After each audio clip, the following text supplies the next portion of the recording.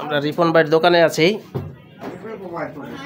প্রবাসী রিপন ভাই বিদেশ থেকে টাকা পয়সা রোজগার করে এসে এখন সময় কাটানোর জন্য একটা দোকান দিচ্ছে, ব্যবসা বাণিজ্য করছে।